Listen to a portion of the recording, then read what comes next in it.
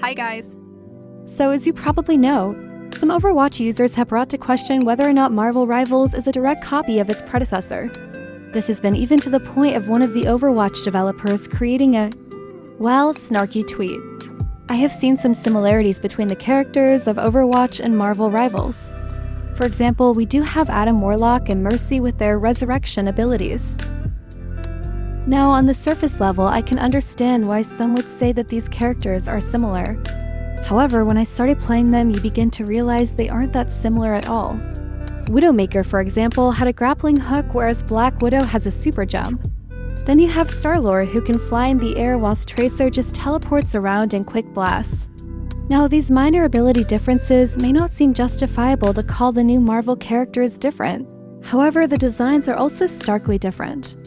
Many designs being uniquely based off of Marvel's lore, comics, TV shows, and series, as well as popular movies and toys. I would also like to point out, as my response to the backlash Marvel Rivals received from the Overwatch developer, Marvel Rivals actually created Black Widow before Widowmaker. The whole character of Black Widow was first seen in Marvel in April 1964, whereby Black Widow was a superhero who appeared in the American comic books published by Marvel, of course being created by Stan Lee. Obviously, Black Widow's character design has drastically changed and been modernized throughout the years with different costumes and actors. However, probably one of the more recent iterations of Natasha, and the utmost memorable for me, has to be in Marvel's 2012 movie, The Avengers. This version of Natasha is also one that I thought best reflected the Marvel Rivals version of Black Widow. So to say that aesthetically anyways, Black Widow is a knockoff of Widowmaker is easily able to be considered not true or inaccurate. You have Black Widow being created first, Marvel's lore having a big impact on hero designs and skins, and the suits of Black Widow and Widowmaker being starkly different.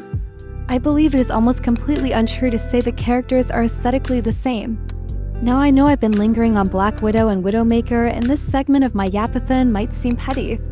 But if we're going to talk about copying, I want to bring up how hypocritical I think this statement is coming from this Overwatch dev.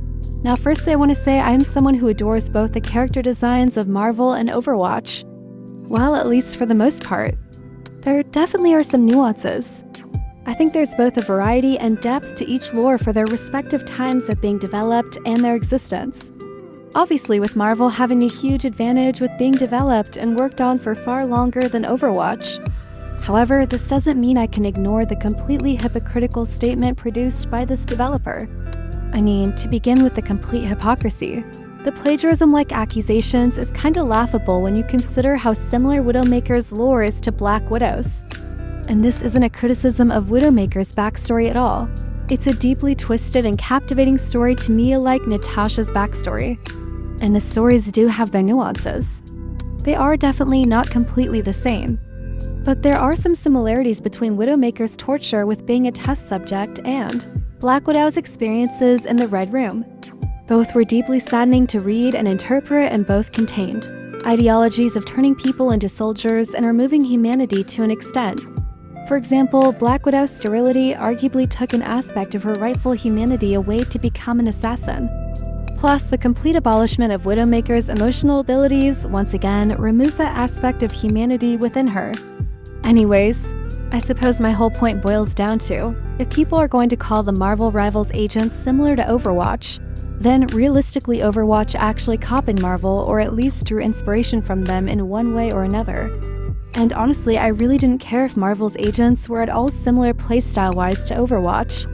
Overwatch has felt pretty dead ever since the release of Overwatch 2. So even if you consider the characters to be copies, having these similar characters to play on another, properly updated game sounds like a win to me. And overall, I've come to realize that, after getting permanently banned on Overwatch, I had no real desire to start fresh with the game. I've definitely noticed I became more of a completionist rather than playing for fun. I'd buy all of the new Mercy skins purely because I played Mercy a lot, and having that idea of a collection was what really appealed to me, not the game itself. I mean, with the amount of recolors Overwatch has been doing recently too, and looking back in hindsight, collecting cosmetics just wasn't as fun compared to the earlier seasons of Overwatch 2. Anyways, this video isn't to kick Overwatch while they're down. I just think it's justifiable to be upset at their lack of agency to this growing competition. I'm excited to delve into Season 1 of Rivals, and honestly, I may revisit Overwatch if there ever is anything particularly exciting, or if there is new content besides Hazard and the recolored skins. Thank you for listening to my Gapapin. I promise I'm not always so negative, so if you enjoyed this video, please let me know in the comments.